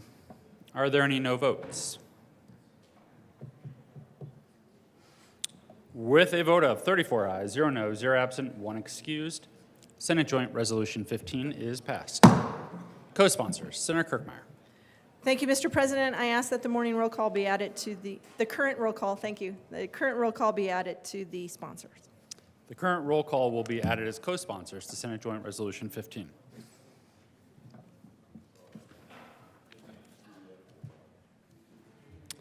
Consideration of House amendments to Senate bills. Will the clerk please read the title to Senate Bill 105? Senate Bill 105 by Senators Hendrickson and Representative Epps and McLaughlin concerning clarifications to the fees imposed by the Department of Revenue related to fuel products. Senator Hendrickson. Thank you, Mr. President. I move that the Senate concur with the House amendment to Senate Bill 105. It's an interesting decision. Senator Hendrickson, will you please explain what the House did to your bill? Gladly, Mr. President. So Senate Bill 105 is a statutory revision committee bill that deals with clarifications where there was vagueness in the payment to the fuel tank storage fund. That was corrected in the original bill. There was also a part of the bill that said that the fund balance would be made available on October 1st, 2024 through October 1st, 2031. This amendment in the House simply clarifies that it will be made, the fund balance will be made publicly available every year from 2024 to 2031 on October 1st. And I renew my motion to concur with the House amendment. Is there any discussion? The motion is that the Senate concur with House amendments to Senate Bill 105. Are there any no votes? With a vote of 34 ayes, 0 no, 0 absent, 1 excused, the motion is adopted. Senator Hendrickson. Thank you, Mr. President. I move for the repassage of Senate Bill 105. The motion is the repassage of Senate Bill 105. Are there any no votes? Senators Rich, Baisley,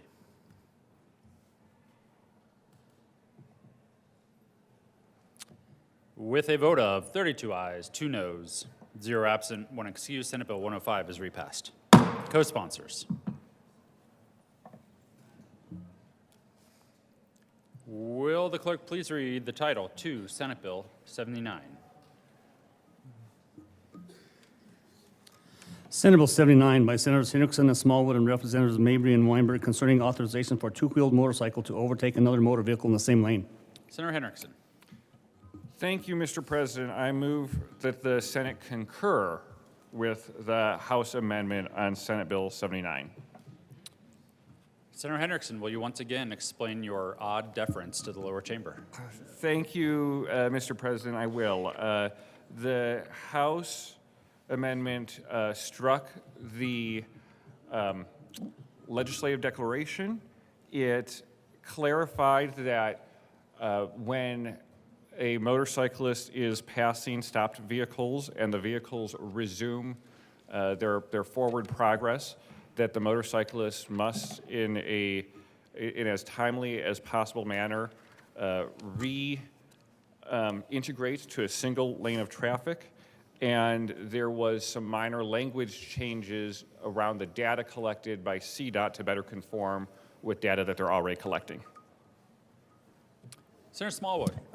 Thank you, Mr. President. Thank you to the Senator from Pueblo for explaining that. One additional thing that I would want to bring to light for those of you who had concerns about the bill, about the language of the bill, this continues to, in my opinion, sort of soften the language. One additional thing would be that the requirement would be added that adjacent lanes of traffic would also need to be stopped, because as you'll probably remember, the bill was amended to where for motorcyclists to be able to take advantage of this new provision, traffic needed to be moving at exactly 0 miles per hour. This now clarifies it where it's not only 0 miles per hour for the lane that the motorcycle is traveling in, but also 0 miles per hour in the adjacent lanes as well. So again, softening the language, I think, even more, and we would encourage your aye vote on the amendment and the repassage of the bill. Senator Gardner. Thank you, Mr. President. Well, this amendment, I don't know that it softens the language. It makes the requirement for the motorcyclist more stringent, requires a total stoppage of the traffic. But you know, the problem with that is traffic doesn't stop for the next mile. It stops, and if you were in a helicopter or had a drone looking at it, it'd be moving up there in sight, and the motorcyclist would be kind of stopping and starting and stopping and starting. Members, I didn't like this bill the first time. I think this makes it more problematic, and I think motorcyclists are just going to do what they're going to do, and you're going to have, if one of them is ticketed, there's going to be a proof problem about whether the lanes were stopped or not, and I don't know. I'm just exasperated by the idea of the bill. I'm going to be a no on the amendment. I'm going to be a no on the bill. Thank you. And with respect, maybe just because I don't own a Harley, maybe I don't get the deal. But it does seem to me that it doesn't contribute to public safety. So, yeah, maybe those of you who are Harley owners or the competitors thereof, like we have with the tractors, maybe you'd like to all come down and speak to whether this is a good amendment or not in your opinion. Thank you, Mr. President. Mr. Minority Leader. Thank you very much, Mr. President. At the invitation of the Assistant Minority Leader and as a Softail rider, I will tell you I don't like the amendment. I think that the amendment makes it very challenging, even pointless, the bill might become, because as the Assistant Minority Leader correctly stated, traffic doesn't just stop and then sit there. It stops and goes and stops and goes and stops and goes. We've already got a limitation of 15 miles an hour, so this is incredibly slow-moving traffic as the bill left the Senate and went to the House. I would argue that this amendment, which I will vote against, and the bill which I will vote for, makes the bill almost pointless, except it's more words in the books that will create, I think, possibly additional challenges for enforcement. So, having said that, it's Harley season, everybody. The weather's clearing out. The roads are clearing off. The marbles are being swept away by the people that do the road work. We're grateful for that. And I would encourage those of you who do ride two wheels for the mental clarity that comes from that. It's time to get out and go, folks. Get your Harley or your Ducati or whatever it is. Boy, I'd love to have a Ducati. Or whatever it is you might be riding, and get out there and go. Thank you, Mr. President. Senator Smallwood. Thank you, Mr. President. And I appreciate the comments of my colleagues, but I want to offer something, just a perspective that I think you may appreciate. Again, not all of you ride, and if you don't ride, then I don't really expect for you to understand these situations that a motorcyclist finds themselves in.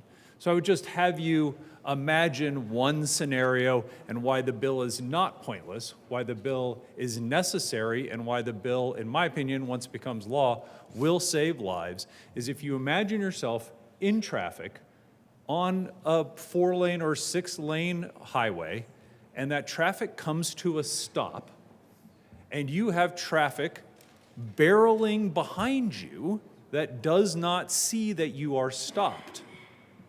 This happens, I drive I-25 every day, 23 miles to this building from Parker, Colorado and back. I wish I could count, and I probably should count, how many times around a bend, over a hill, traffic unexpectedly comes to a complete stop. I mean 0 miles per hour. And I'm looking in my rearview mirror thinking, oh man, this is gonna be bad. And you hear the screeching and you see the smoke and you look in your rearview mirror and you're like, whoo, wow, thank goodness nothing happened.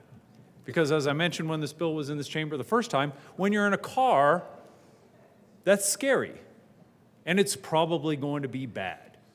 A rear-ended accident that will cause damage to your car or to your truck, but realistically, the vast majority of the time is not going to kill anybody. Now imagine that same situation and you're on a motorcycle. And the traffic is barreling behind you and you hear the screeching and all of that. It is against the law today, colleagues, for a motorcyclist in that situation to take their motorcycle between a car or two or three while traffic is stopped, moving at 0 miles per hour. It's illegal for a motorcyclist to do that. Why would we, colleagues, put motorcyclists in that kind of peril when we can simply allow even the most conservative rider in an occasional situation to just filter up 2 or 3 cars, protecting themselves from what is very likely a fatality. Very likely a fatality. That is why I support this bill. That's why I wanted to be a prime sponsor of this bill, if nothing else for those rare situations where we could potentially save the life of a motorcyclist. Traffic moving, colleagues, at 0 miles per hour, the motorcycle itself traveling at 15 miles per hour or less. The good senator from El Paso County walks faster than that. We're talking about Liston or Garden?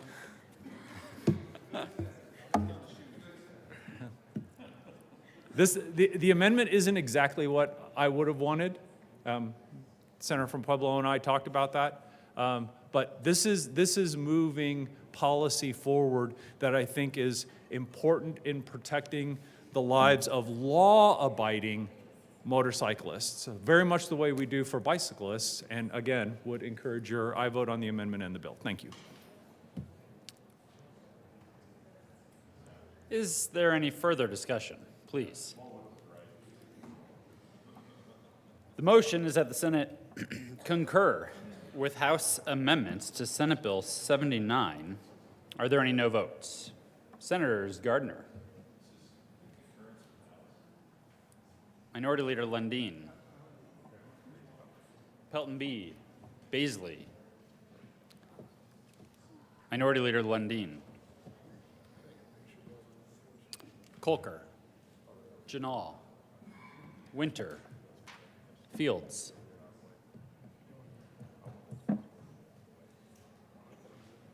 With a vote of 26 ayes, 8 no, 0 absent, 1 excused, the motion is adopted. Senator Hendrickson. Thank you, Mr. President. I move for the repassage of Senate Bill 79 and ask for an aye vote. The motion is the repassage of Senate Bill 79. Senator Gardner. Thank you, Mr. President. Well, the good senator from the gated community of Douglas County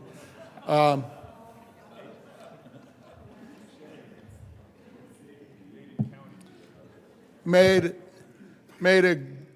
a good argument for a bill that isn't this one.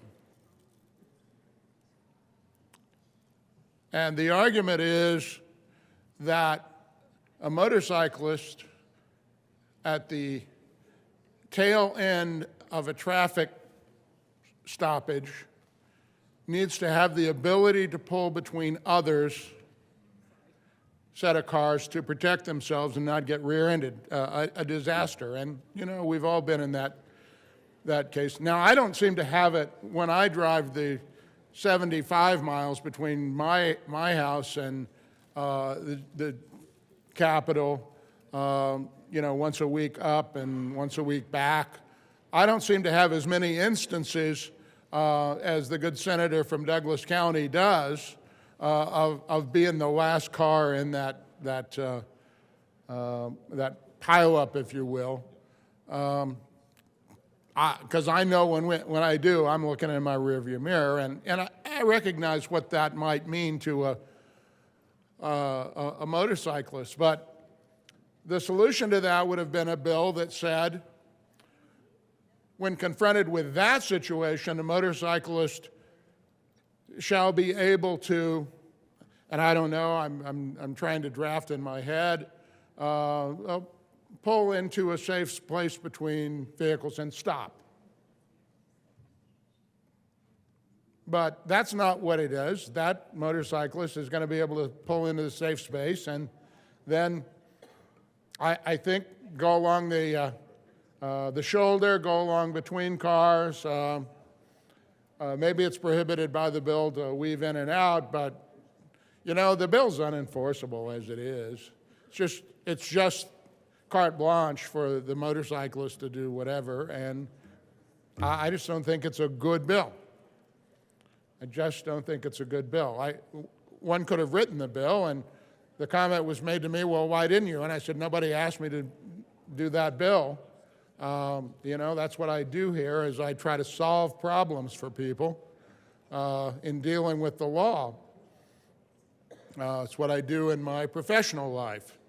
And I could have probably drafted that bill, but, you know, we're gonna try to fix that problem. How many times does this happen here? We're gonna try to fix that little problem by a sweeping bill that fixes a non-problem in some sense. We're really going to say, if you're a motorcyclist, you can proceed through the. Why don't we just do that? We can do that with a sign, with a couple of lines. If you're a motorcyclist and you encounter a pileup, you can just weave in and out and get around at your own risk. And then we could absolve people of liability. Oh, wait a minute, trial attorneys wouldn't like that. Vote no. Vote no. See no further discussion. The motion is the repassage of Senate Bill 79. Are there any no votes? Senators Van Winkle, Gardner, Pelton B., Roberts, Colker. Janal. Fields.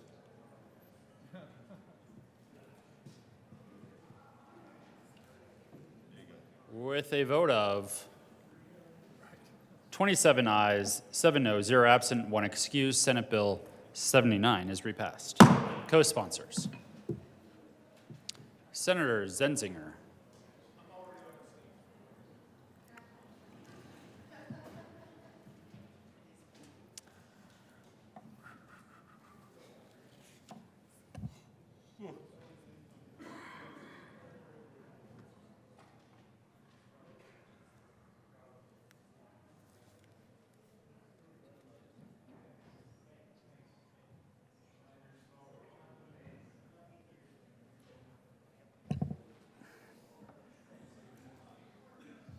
Introduction of bills.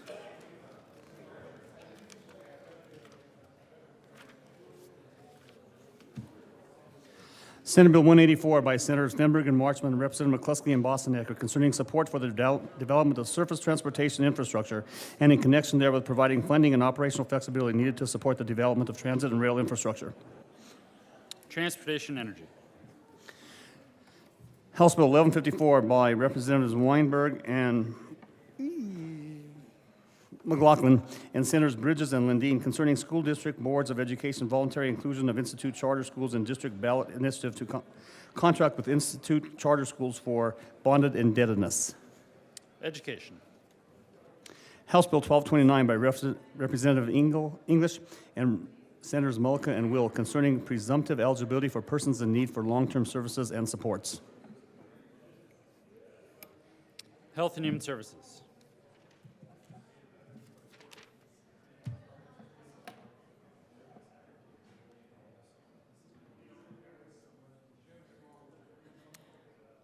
Announcements.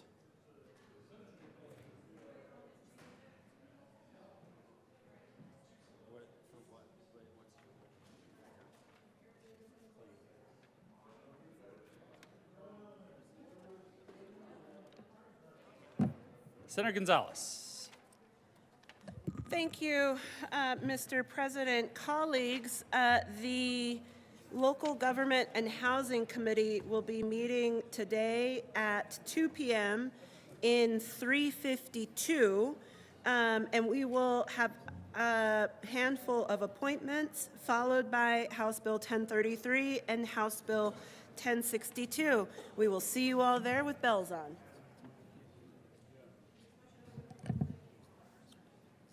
Senator Mullica.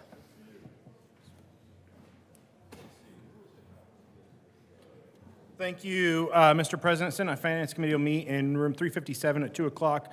We are moving Senate Bill 139, pulling it off the calendar today to next Thursday, or this upcoming Thursday. Senator Roberts. Thank you, Mr. President. This is an announcement about the Water Resources and Agriculture Review Committee. We are having a meeting tomorrow morning at 7:30 downstairs in 112. So specifically Senators Bridges, Hendrickson, Simpson, and I believe Kirkmeyer for tomorrow. See you there. But anybody else is welcome. We're talking about dredge and fill, as well as how land use relates to water policy. So it should be an interesting discussion. Again, breakfast is provided, 7:30 in 112 if you're interested. Thanks.